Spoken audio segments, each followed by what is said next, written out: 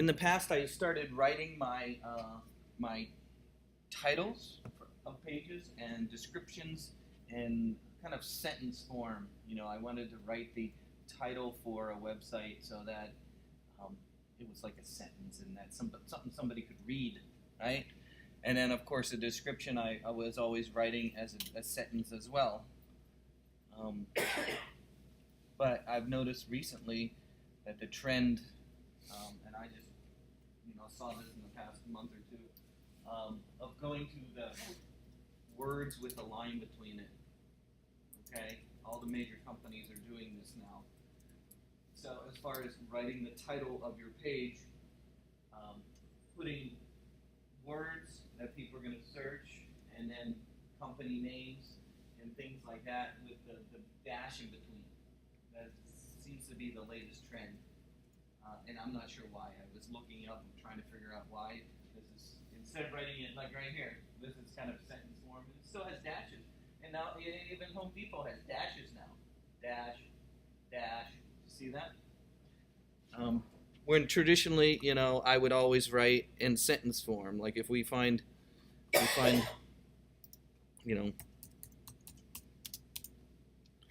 we see, here, this is the way I would write it right there. Surgeon designs and manufactures the best stem finders in a wide, and of course it's cutting up because it's too long for the title. And then of course the description here is written in sentence form too, but I do have a little bit of dashes in between. And so that's where this discussion came about. It was why the writing is different now. And so that's why I have this link here, so you should know common SEO terms and how they are used. SEO stands for Search Engine Optimization. And of course, this is the way that we apply the things to our website so that they rank in Google. And of course, we do have an internet marketing class that started this week. It's all online. Oh, I think it's one Saturday. It's next. The 18th is the Saturday that you come. But most of it's online. So, and if you haven't learned about, internet marketing, I mean, that is what you're selling to people, right? And you can't just go and say, I'll make your website for you. Well, the more it would be, how are they going to get that website in Google? How are people going to find it? That is a very important part of you selling something to somebody, right? And the marketing part is something that constantly changes. Like I said, this is kind of new to me. Wherever that was, you saw the way the naming was with dashes or with bars in between. And really, you just need to learn how Google works. That's mostly how you need to do it. How does Google work, and how do I put that content into my website so that Google will rank it? And of course, here's a website that you should know all the terms in here. So maybe some of the web pages and what errors they are. Those are, of course, the 404 error is when it can't find a page on a server. You should know how to write a robot.txt file. If you've never done that before, you should know how to make a favcon. Okay, you should be able to understand log files. And if you don't know what the robot.txt file is, it's a way to tell Google how to rank your website or how to crawl your site. And the term crawl means that Googlebot, right? The name of the software that Google uses to find and index your website is called Googlebot. And how Googlebot reads your page is very important. You've all seen how Google works, right? Or do you want me to show the video from how Google works? Have you seen how Google works? Okay, we'll watch the video. It's short. If you haven't done that, you should. Nope, no, YouTube is where you want to go.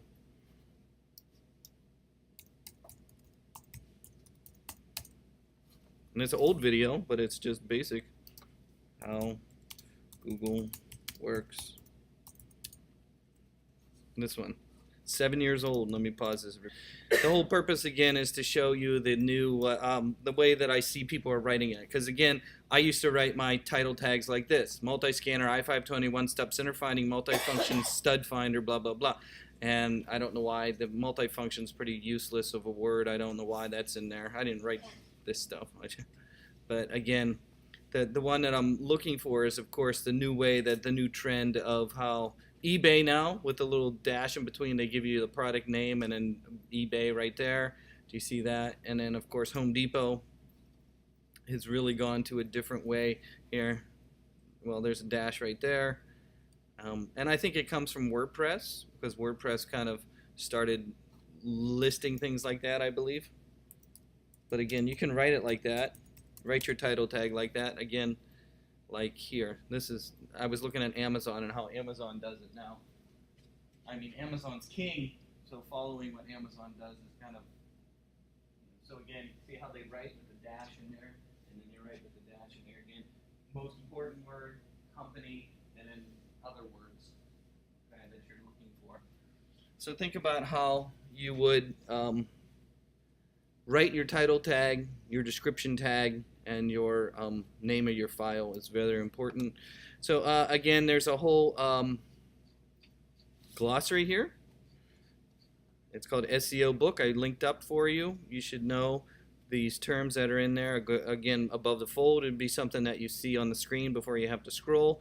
You should know what an absolute link is of course a link that has the HTTP in it instead of internal to your site, which would be a relative link. This would be a relative link, absolute link. Of course, AdSense is the way. You should know how much words cost on Google. That would be a great service that you offer people. How much do words cost? Cost per impression is what this one is, or cost per click. These are two important words when you're buying words from Google. What do these words mean? How much do you bid? Google is mysterious. You don't buy a word at a set price. You bid. It's like an auction. Google is basically a giant auction for words. They're auctioning words to people, and then you companies bid against each other for those words. That's why they have billions of dollars. Okay, and so you should know what these terms are. It would be good to know these things. And then, of course, AdWords. And then, I found a new keyword tool also that you can use to search and find out how much words cost. I don't know if I linked that up, but there's a new keyword tool out there. But you can use the Google keyword tool to find out how much words cost. Has anybody used the Google keyword tool? Anybody used that before? It's fun. Go in there, spend an hour or two, go to the AdWord keyword tool, and start putting in words and find out how much they cost. Because Google will give you some information. Yeah, that'll be, and they give you general. No, that'll be $5 a click for expensive word like flowers. A very inexpensive word might be carpet laying or something like that. So just to see again, it's called the Google AdWords tool. This one right here, AdWords keyword tool. This one right here. It's called the Keyword Planner. You could start now. Right here, start now, and you have to log in.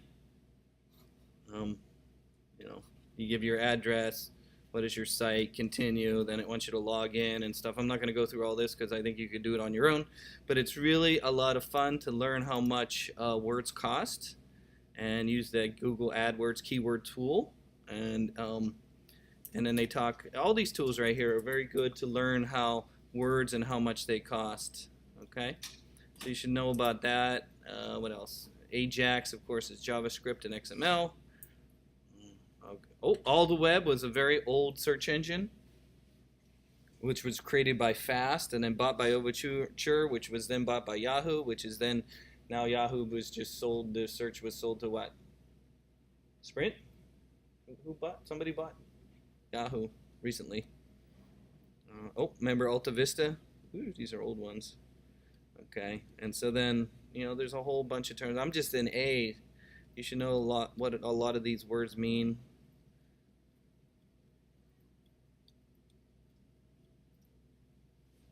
And then Bing, and so on.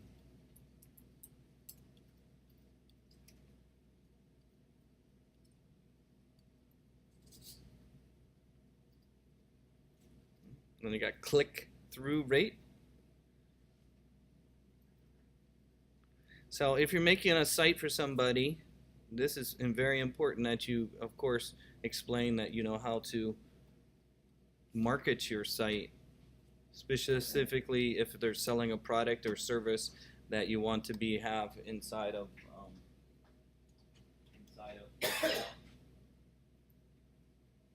Google.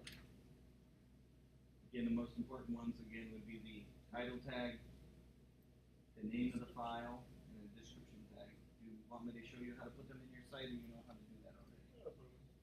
It also reads like the actual content of the website, not as importantly, but Totally.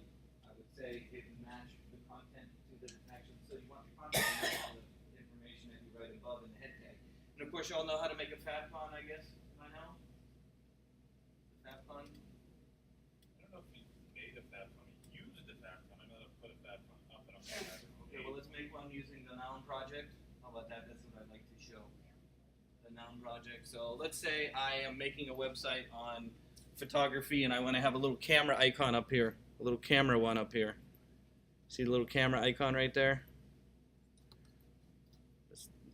See this little icon right here, right? That's the favcon, right? Okay, so I want to put a camera up there. Where can I find a camera? So the easiest place to find graphics is the Noun project, the Noun, N-O-U-N project, project.com. And then, of course, you can get any icon you want. Now, of course, I want you to pay, but I'll teach you how to steal. Because we like stealing. Stealing is good. So how I steal is, of course, using Illustrator. And this. So let's say we want to do, like I just said, let's do camera. Camera. And so you come along here, you get your camera icons up there.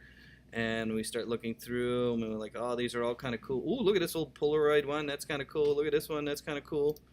Yeah, that one's cool. Now, of course, I can't download. And why can't I download? Because I'm not logged in. And, of course, these people are out to make money. This is a, you know, you got to create an account and all that stuff, right? But, you know, we're smart. We know how to steal from the internet. This is the internet generation. We know how to steal. Okay, so here's what I would do is I would take a picture of this screen, right? Screen capture, Command Shift 4, take a screen capture, put it into Illustrator, use your image trace and convert it to a vector, and then save it as a file, and then program it onto my as a favcon onto your site. Let's just do it right now. So beautiful this would be. Well, actually, this is kind of complicated. It's going to look kind of small. It still might look okay. So again, here's how I would take a screen capture on a Mac. Of course, it's Command Shift 4. I would draw a box around it. Command Shift 4. Draw a box around it. Takes a picture. Now, of course, if you're using Windows, you can use the snipping tool, right? You guys all know Windows with the snipping tool? Snipping tool. Did you remember to restart your video? It's going. But if you're using Windows, you can take a screen picture using what? The snipping tool, right? It's under Accessories. You know, go Start, Accessories, Snipping Tool, takes a screen grab. I can take this image, like I said, and I would use Illustrator to convert this icon into a vector. And this is how you can do it for your icons for what we did last week. Remember we were making icons? This is how I would do it as well. Steal the icon, turn it into a vector, save it as SVG, and then program it. Yes? So, if it's so easy to just grab things off the internet, how does a site like the Noun project stay in business? Or are there just enough people who log in? Companies, you know, if I had a business, you know, that would be, you know, me buying an icon from them would be a tax write-off probably. It's a business expense. You know, I wouldn't be stealing things if I had a business. I'm just showing you how to do it. But, you know, if you have a business, you know, you support other businesses, buy their services, right? So again, I would go into Illustrator, make a new file, whatever. Doesn't matter right now. An awful lot of software in order to do that. You can't just click and drag it off. Yeah, I mean, yeah, it's true. What's in? And then I'll place it in there. Place it into Illustrator. We're going under File, Place. Find my screen grab, which would be on my desktop, and there's your screen grab. It should show up as screenshot. Oh, here it is. This one, screenshot. Place it in here. Don't worry about size. We can change the size later. And then of course, I'm gonna make it a little smaller so it, oh, squish it a little bit. There we go. And then to convert it into a vector, you use something called image trace. But before I use image trace, I want to make sure the white is gone. So don't just go up here, there's an image trace right there. If you click on that, it's going to convert it into a vector for you. The problem is, though, it's going to keep the white. So what you want to do is you want to go into the pop-up window for image trace. It's under Window, Image Trace right here. And in the pop-up window for image trace, there under the advanced feature, under advanced right here, you'll notice there is one that says ignore white. What that'll do, it's at the very bottom here. You turn on ignore white. What that'll do is it'll take this artwork that you have here, and anything that's white in here, it won't make an object. So the only thing I'll be left with is a vector version of the black. Because I want this to be transparent so you can see through, right? If you don't do this, it's going to make the white one object and the black another object. But if you do this, it'll just make the white transparent, and just you only have a vector of the black. You can't do image trace if it's in color, right? What's that? Can you do image trace if it's in color, or do you have to turn it to black and white? No, it can be color. Image trace is I've had doing. so much trouble with image trace. Yeah, it's not easy. That's why you go through the settings here. They'll help you adjust it. You got curves and ways that'll do it, black and white and color there. I can color this when I'm done too, so you know, I know those favcons are all nice and beautiful with color. This is just one way to get an object quickly. And so if I hit trace right now, it'll convert it into a vector. So right now it's a vector. I can color my vector if I want, but before I color it, I have to expand it. To expand it is under Object Expand. Once I go under Object Expand and say OK, it then sees it as a editable object. Once it's an editable object, I can color it. Uh-oh, well, you got to convert it to color. So under the color option in the upper corner, make sure it says RGB. In the color option in the upper corner here, make sure it's RGB. It made it grayscale because we started with a black and white image and we did it. So to convert it to color, again, is under the color option and up here, RGB. And then you can give it a color. We'll make it a deep red. And of course, a favcon, you don't want to be too complex. This is actually too complex, I think. You know, if you zoom out, it's going to be probably about that size on you. It'll probably be about this size, right? So that's what it'll look like at the top of my thing. That's a little complex. It's not very good. It had too much. It has too much detail. You know, the favcon should be very, very simple, that you can see at a small size. So I don't know. I don't like this one. Let's get another one. Let's do it again. I'm gonna get a better one. Let's go back to the Noun project. Here we go. We were looking at cameras, right? What else? Camera. Give me a better camera. Give me a better camera. These are all too complex. Oh, here's some simple ones. How about that? There we go. Simpler. Which one do you think? This one? You like that one? Okay, there we go. Very nice. Again, take a screen capture. And you can program this directly from the screen capture. You do not have to put it into Illustrator. I could just take the screen capture I just did and favcon that up. The problem is you're just going to be stuck with a black and white kind of thing. But what I'm trying to show you is you're able to edit these things inside of Illustrator so that you can make a beautiful one, if that's a word, beautiful. I guess it's a word. So again, you can just take that screen capture you just did and program that in your favcon, right? You know, have you programmed the favcon by hand? We'll do it right now today. How about that? So again, I'm going to go into Illustrator, and let me bring that one in. Let me bring that one in. Here we go. Got our favcon. And then do an image trace of that. Again, image trace. Again, in the pop-up image trace. Converts it into a vector. I want to edit it and add some color. I go underneath Object, Expand. Converts it into an editable object. And once it's editable, I can then go and select it and then color it. The problem is I for some reason the white, I failed to hit the ignore white. Did you see that? See, that's the mistake I did. Let me go back in time.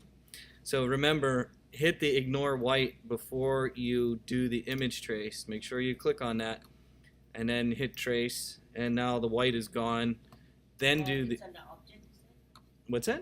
Or the image trace, like, Image trace is a pop-up window that's under window, image trace. It's a pop-up window right here.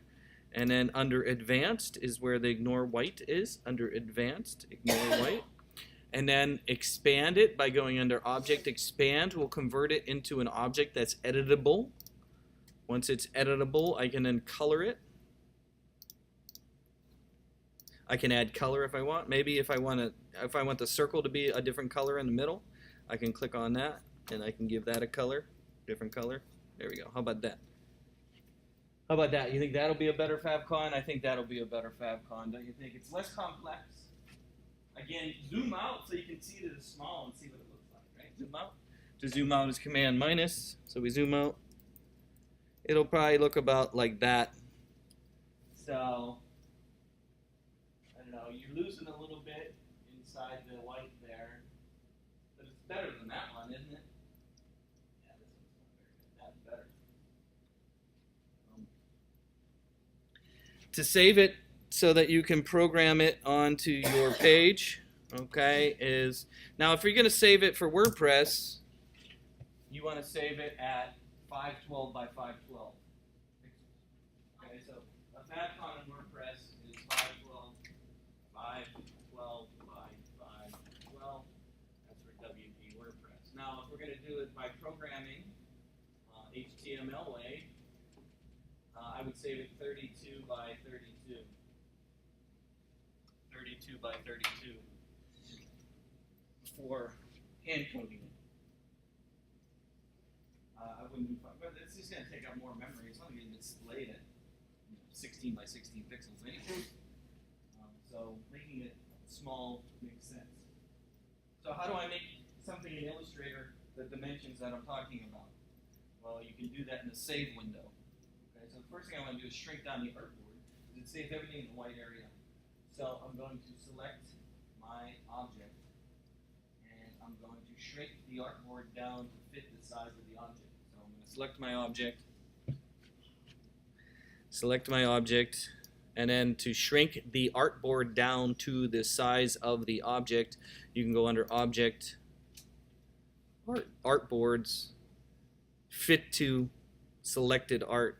Again, to shrink the artboard down so it fits the size of the artwork is under Object, Artboards, Fit to Selected Art.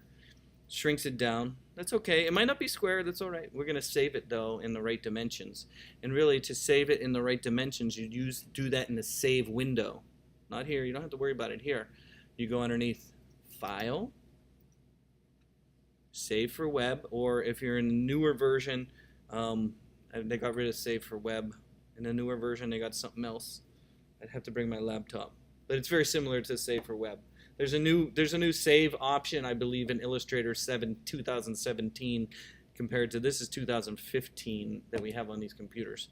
But it's the same. If you go under Save for Web, in fact, inside of the new version of Illustrator, I think I explained it to you already before, that in the new version of Illustrator, you can save all the different sizes all at one time for, you know, iPhone 6.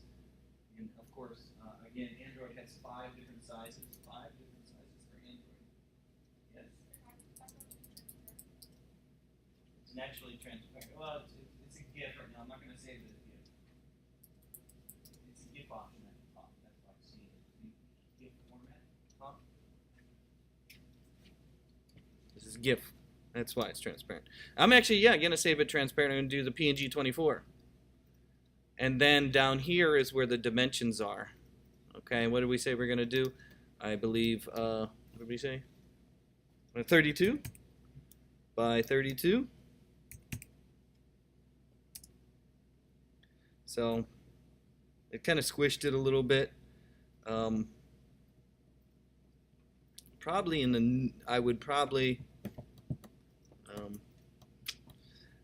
I swear in the, yeah, that's kind of squished it. I think that the newer version allows me to actually save it without having to get it squished. There's a new save window that is so much different than this now in the 2017. It has a lot more options, a lot more ways of saving dimensions.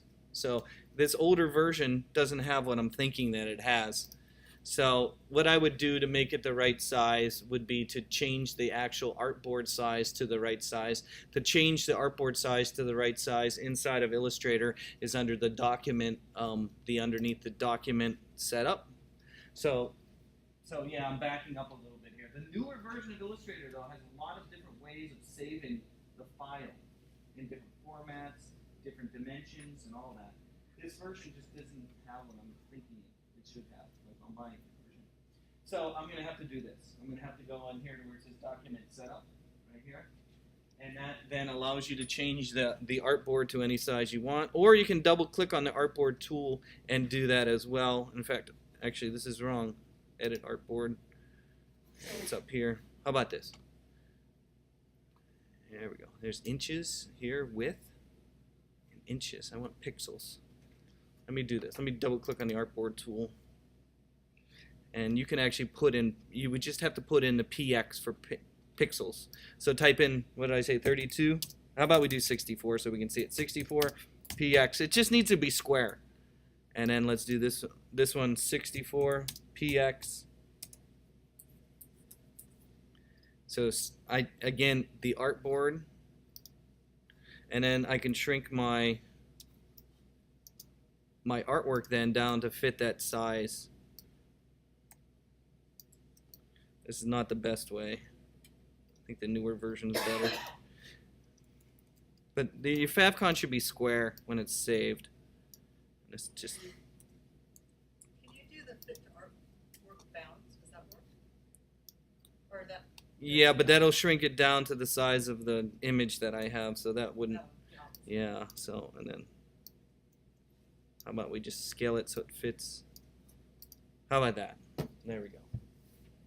Again, to make the artboard the right size, I did that under File, Document Setup, Edit Artboards, and then I double-clicked on the artboard tool and put in the dimensions here.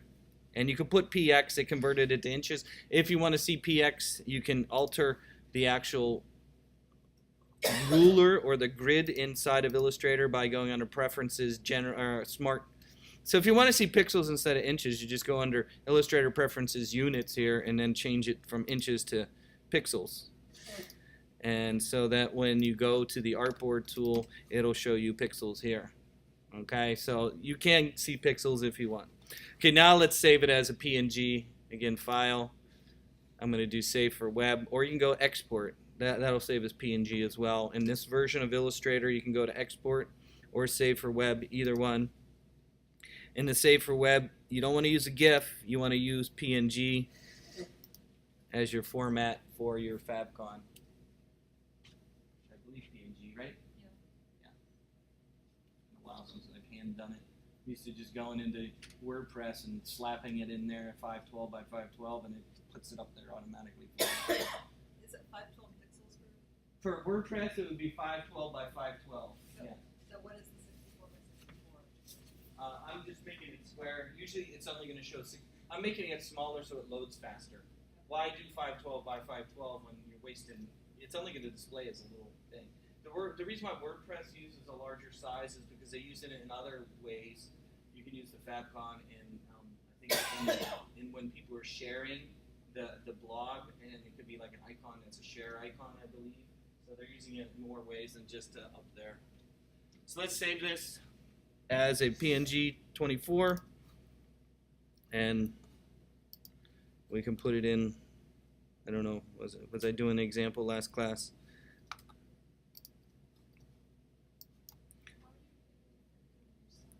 Favicon dot PNG. What?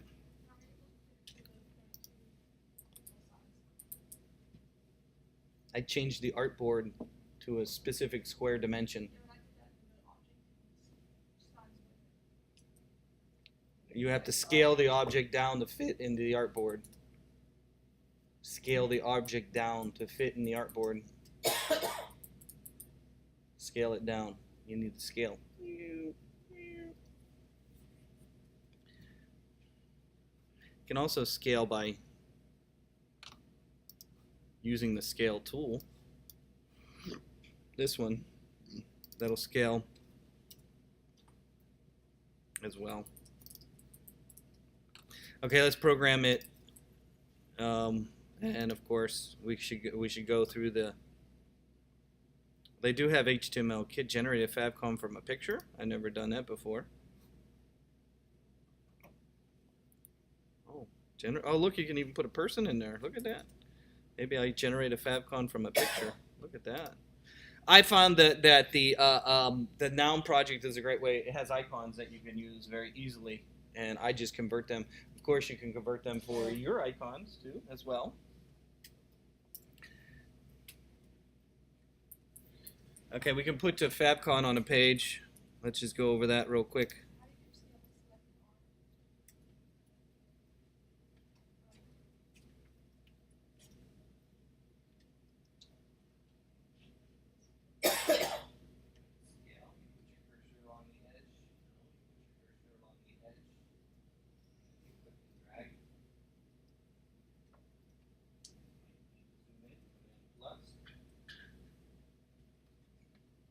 So the formats you select PNG format? In the Do you what? save in format, which format? I use PNG, yes.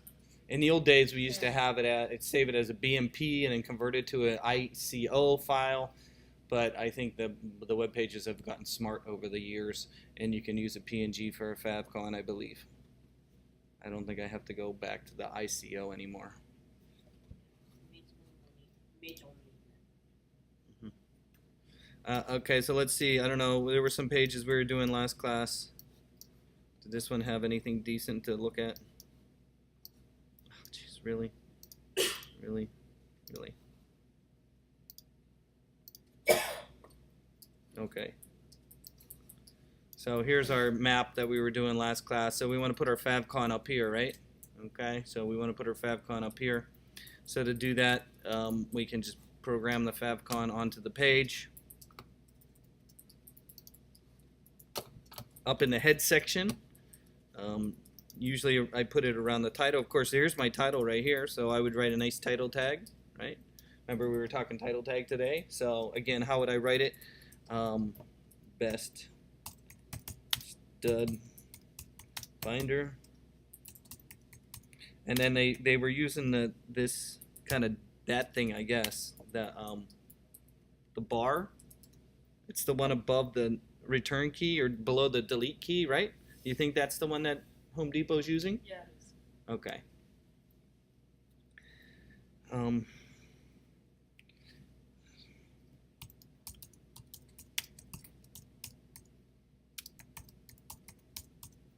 Yeah, it looks like this one. So again, it looks like it's below the delete key, right? It looks like this I bar. That looks like the new way that they're writing it, right? For your title. So keep your title nice and it looks like you could only fit probably 2 or 3 phrases in there. Oh, it's just called the vertical bar. Is that what it's called? Yeah. Okay. So I don't know. You might want to use the vertical bar. It's the new hip way of writing your title tag, and I want to be hip, right? I don't know. I'm It's so 2017 if you do it. yeah. I don't know why. Maybe you guys could find out why this is a new way of doing it. Maybe it's something Google has changed. I actually was trying to. Maybe it's something Google has been promoting. You know, I've been searching to try and find out why people are going this way, and I haven't found any. So if you find out why people are going this way for their title tag, let me know so I know. Okay, let's put our favcon on. So again, So you have stud mentioned 3 times in that sentence. yeah, Is that a good strategy? yes. To For me, it mention 3 is. times? I want the word stud to show up, and as long as I'm not repeating it, stud, stud, stud, stud, stud. If I separate it like this, Okay. it's totally legal. Just Google don't want you to use the same word over and over and over again and right next to each other. So if they're separated like this, it's okay.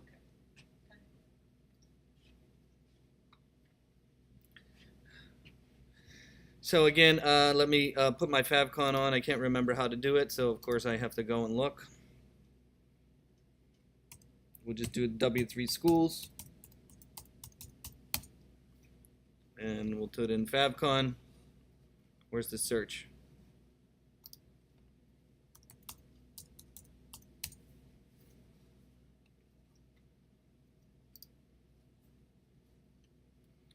So again, they're using a GIF here, but again, I think we can use a PNG. So it's a link rel equals icon. I believe it. I thought it was fav icon too. I don't know, but they have a fav icon there. Then a href to your file, and then an image type, and then I would use PNG here instead of GIF. And then the dimensions are going to be 16 by 16. You don't actually have to put the dimensions there. It'll shrink it down to the actual size for you. So again, to put your favcon in your site, here is the code to hand code it. If you go to code it in there, I'm just going to, like I said, paste it in there. And then of course I used a PNG. I think, what did I call it?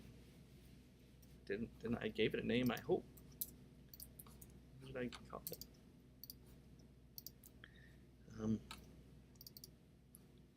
Oh, I called it favcon PNG. There you go. Can't ask for anything better than that.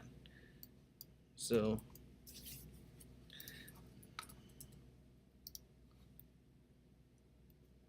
and then of course I would put PNG here.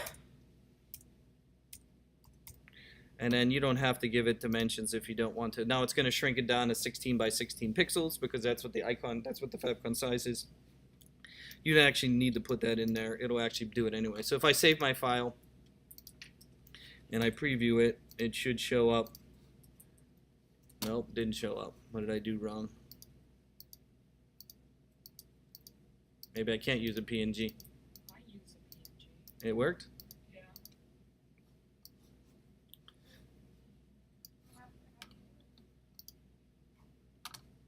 What did I write wrong? Sizes? Have it as a- Oh, maybe it's not in the right folder. Yeah, I'm in the wrong folder. That's why.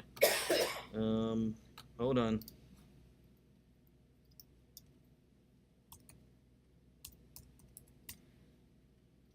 I put it in here, and I was saving the other one in another folder.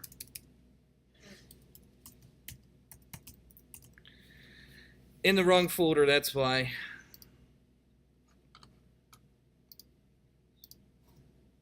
No, still didn't work. Okay, everything's messed up. Let me just start again with a new page.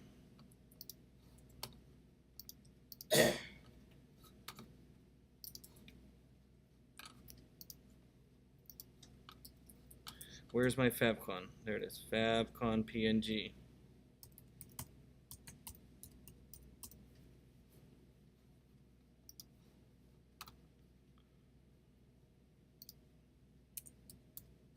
Oh, lost my code.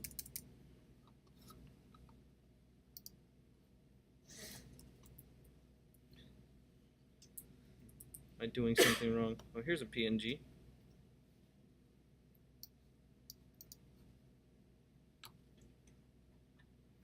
To specify more than one size. Look, you can designate it more than one size. Look, they even have an SVG version right there. Do you see that?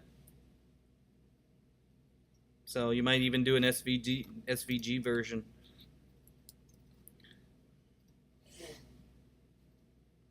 Okay, let me try it. I think I saved it in the right folder. We'll see. Oh, there it is. So it shows up there. I don't know what I was doing wrong in the other one. So, see my nice icon up there? What's that? I just stole the code from the W3 schools.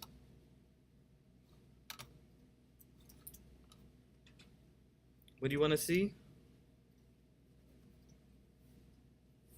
Can you just talk about the sizes a little bit? As far as the favcon sizes? Yeah, do you have to specify it? By default, it's going to make it to 16 by 16, but I think there was, you know, that it could be displayed in other sizes, I Did you believe. take out the Yeah, I don't think you need to specify the dimension here. It's still gonna work. We'll try it in Chrome. There, see, Chrome, it works. It's just because this is 16 by 16 pixels right here, okay? But I think if you bookmark it, right? If you bookmark it,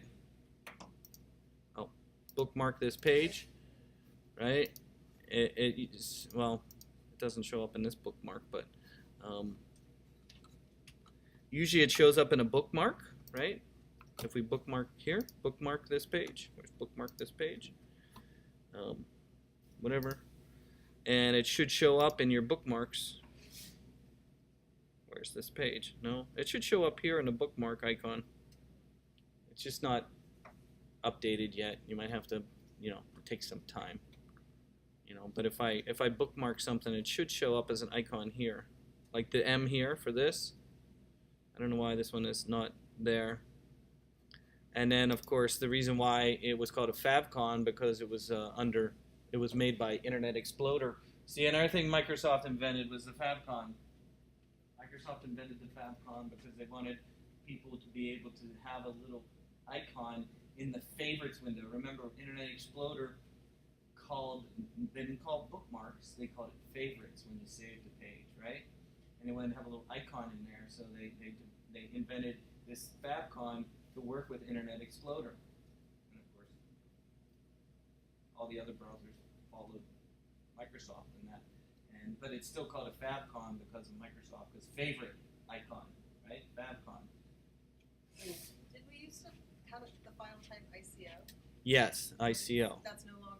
You don't need that anymore. No, not with HTML5. I believe once you went to HTML5, they allow you to use different formats. But before HTML5, I believe we used to have a converter that we used inside it. Well, how I do it in the old days is use Photoshop, save it as a BMP, change the BMP extension to ICO, and it worked. That's what I remember. You remember doing that? Yeah, we did that in the class. You don't need to do that anymore. Okay, ready to move on from favcon? You think you can make your own? You recorded it there, right? I recorded what I just talked about. Yes? Regards to the dashes and the vertical bars, it's all preference. They're seem the same in Google size. Okay, so that dash doesn't really make a difference? No, Okay.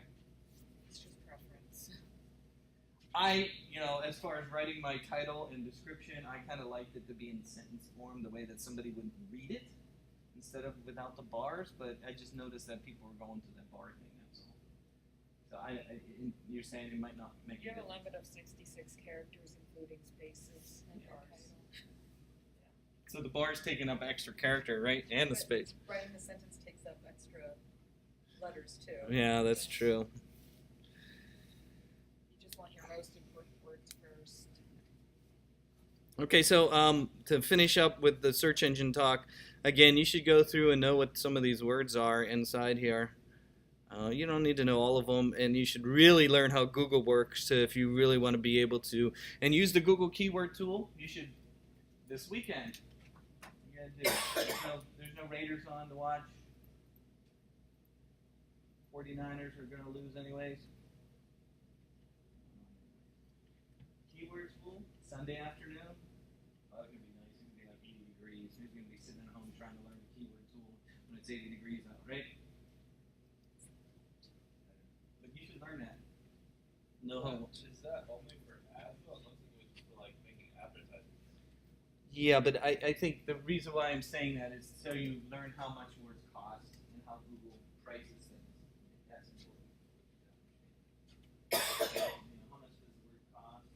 Because writing the words and how you write the words in your page may depend upon the price that you're buying the words, especially if you're trying to advertise on Google, right? So when you're writing the title tag, I mean, it's great to write a tag that you think somebody's going to search on, but what if I'm going to advertise as well? That the title and the advertising that campaign, like an advertising campaign, should all match. Now, I don't advertise with Zircon at all because Home Depot does already, and they buy the words. And a lot of those words cost, some of those words will be up to 50 cents a click. 50 cents a click. So you want to charge. Now Amazon they have a relationship with Google, so I'm sure they're not paying 50 cents a word. But if you go to Google and you type in wedding flowers, ooh, that's probably a very, very expensive word there. And you come down here, oh, look at this person right here, roses and posies.biz wedding. This is at least 50 cents a click right there. Let's charge these people 50 cents. Ready? Boom. Somebody just paid 50 cents right there. Okay? That's 50 cents easily. Let's all click on it right now. Okay, so, and Google charges you per click, as well as impression. The two ways that Google, impression is when they display the ad, right? So nobody didn't click on it, but the ad showed up. You got to pay for that as well as when somebody clicks on it, and then they pay another fee. Okay, That's only if you advertise though. It's not per click if you just write a website and put it up on. No, that's organic search. Yep, like me. I make a website, it shows up in the search engine, and I pay the Google number. Okay, but ads though. It's really interesting. I think learning Google and how it works is a lot of it's a lot of research. It's a lot of trial and error. It's a lot of, but knowing how it works is very. Is that what the internet marketing class goes over? Yeah. It started last week. Started Monday. Who teaches it? Sam? Sam, yeah. Wait, it starts when? I think it started last week or started Monday. Oh, wait. Did you say the one Saturday is this Saturday? No, okay. When I offer these new classes, the way that I'm offering them now is you do 2 weeks online, 1 in person, then you have 1 in the classroom day, and then 2 weeks afterwards online. We don't want to have it all online. We want to have at least a little bit of interaction, but we don't want you to come for 3 Saturdays in a row, because that's painful for me as well as you, especially when it's nice out. So you can, and a lot of this stuff you can learn online, right? Reading, trying. It started last week. Talking about the WordPress. Are you Yeah. just talking about the online? The 25, EM25 class, Internet Marketing. What's that? Should have got an email from the instructor if you signed up. Or you should show up in your Canvas. You might want to log into Canvas and see if you signed up. It would be in your Canvas. Okay, these people they wanted to pay 50 cents. That was a cup of coffee there. We want to do another one. Let's charge somebody else. Okay, no, these are organic links. That's not charging people. Here we go. These people are probably paying more than 50 cents right there because they got an image. Boom. Hey, there you go. That's probably 75 cents. There you go. Google needs money too. Okay, so there was a couple other things I wanted to show today as far as menu-wise. So I'm going to go back to the menu thing that you probably hopefully have practiced in making menus. What I wanted to cover as far as a menu today is how to have multiple items in your menu. So let's just say you wanted to have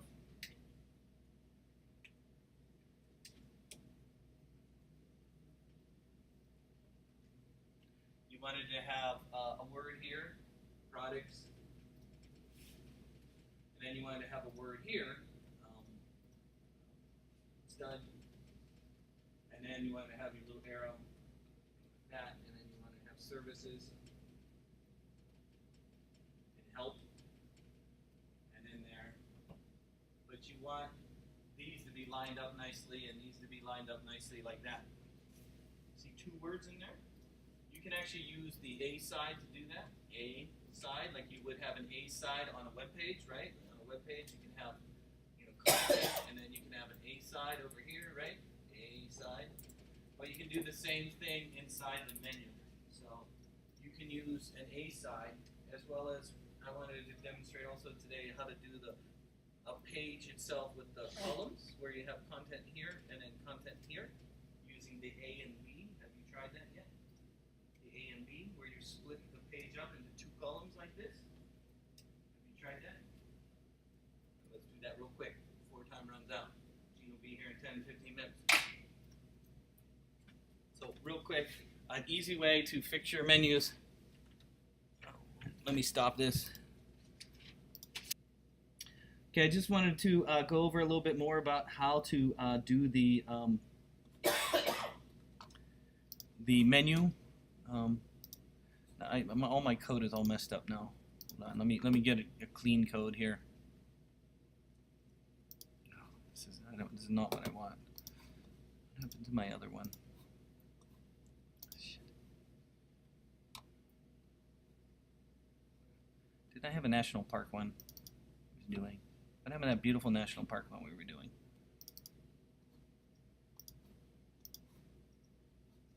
Does this one have any content in it? Oh, there we go. Woo, so ugly, so ugly. It's okay. I'm gonna strip out all this crap anyways. Oh, here's this is what I wanted to talk about, the grid down here. Let me strip this out. I should keep the data roll. Okay, again, I'm gonna make a list again, doing the div. Oh, and the other thing I wanted to show was how to do the sticky top, the header, so it doesn't move. So if you want a header that stays up there as long as people are scrolling, it's always there. You can use the data position and fixed. So in the header option, see how I have data role header, right? The header at the top of your mobile page. If you want it to be fixed, you put in data dash position, data dash position, and then put in the word fixed. And then if you save that and you say fixed right there, and if I preview that now, oh, I don't have any content, bummer.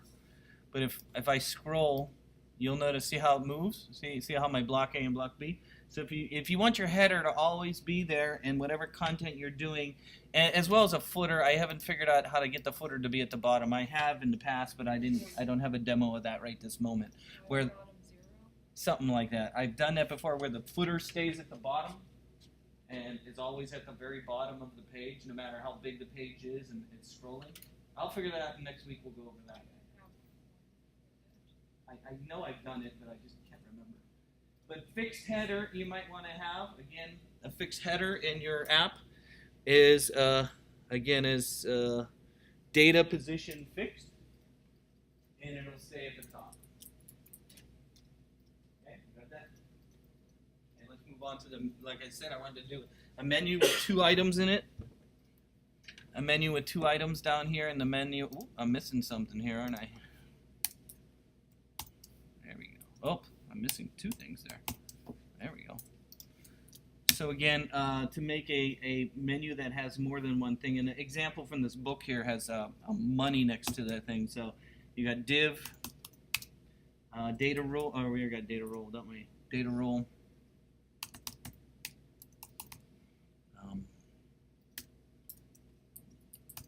List. They're using a list in the list view. They're using a list view in the example that I'm looking at. And then we got a li.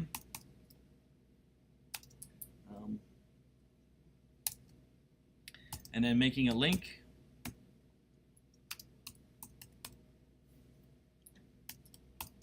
And then wherever you want it to go, doesn't matter where it goes right now. And then the word, I'm just going to go with a thing, soda, S-O-D-A, soda. And then in the list as well, they use a span for the next one, and then a class, and then using the UI -li -a side. Hopefully this still works. It's an older book. And then they give it a product like $1. I don't know who gets a soda for $1 anymore. $1. And then a closing span. And that's it. So I will cover this. Just let me finish. Let me do. Closing your line. Close my li. And open UL. Yeah, I do need a UL up here. This should not be. This should be UL and not div here. There we go. And then a closing UL. UL. Okay. There we go. UL Is that closing div from the? data rule. It This. looks like it's okay. You think it's okay? Okay. So let's You cut. have that extra div right there below the closing UL. Oh, it's open. This one? Yeah, that needs to be closed. Okay, we'll delete that. Thank you.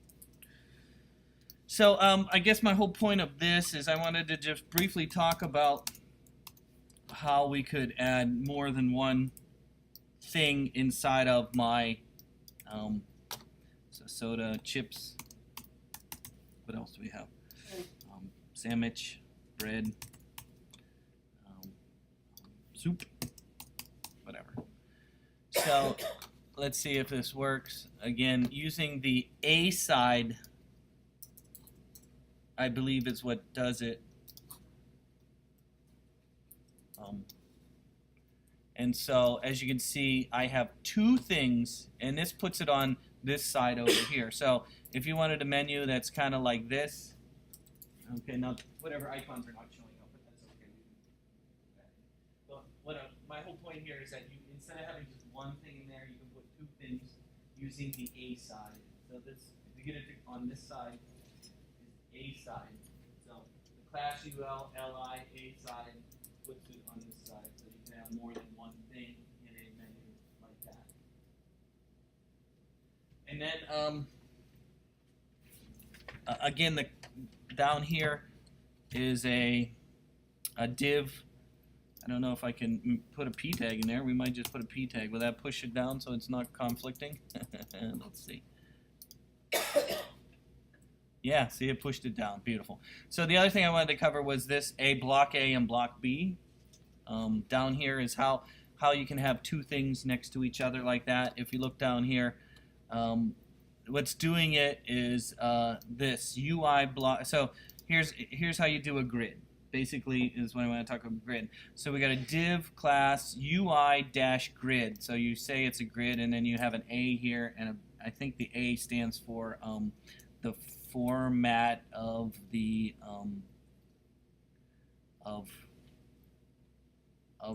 I think the color maybe. It stands for 2 column. 2 column. A is 2 column. Yeah, B is 3 column. B is 3 columns. Okay. So again, a great way to organize your data inside of your site is to use columns. That way, not everything is in one big box, and then so you can put anything you want in there. You know.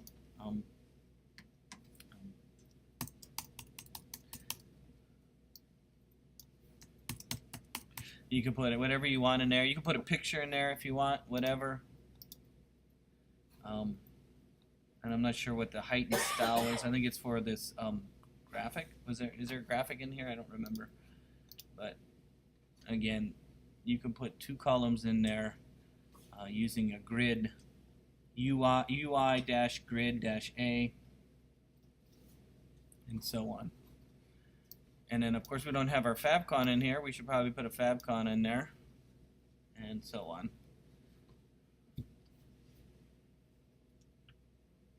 So have you written me your idea yet? Okay, good. I will read it. I have it, I just haven't uploaded it yet.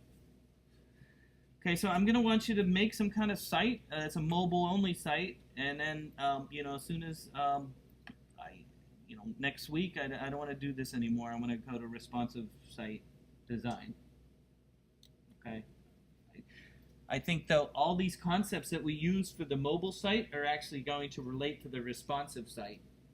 The scaling of the pictures, right? The size of things, okay?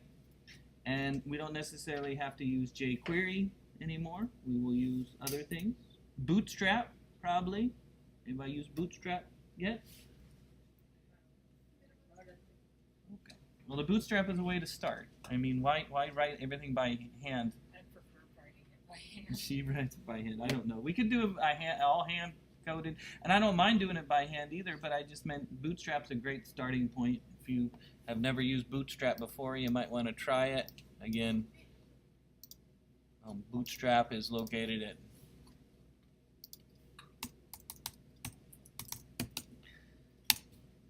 Bootstrap.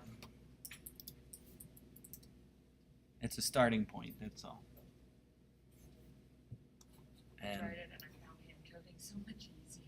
it is. The first time we did this in class, I hand coded it all by hand, and probably do that. Let's do simple hand coding one, and then we want to get to complex. We can use. How about that? That way we learn how to do it simply, with the max width and max height, or not height, max width, min width. I'm not gonna use height.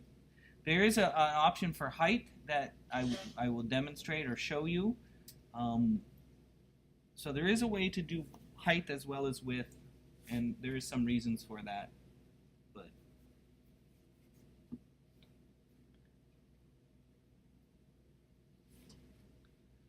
okay, Getting it fixed at the bottom.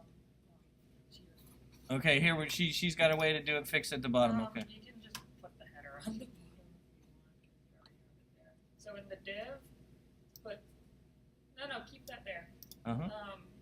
After data position fixed, put in style equals quotation mark bottom.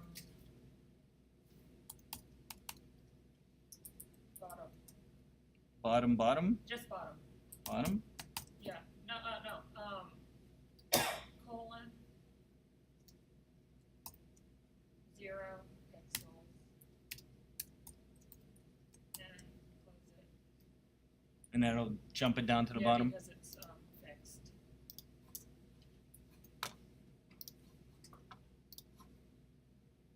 Oh, well, that made the whole thing. Maybe because it has a header. Maybe if you made it footer.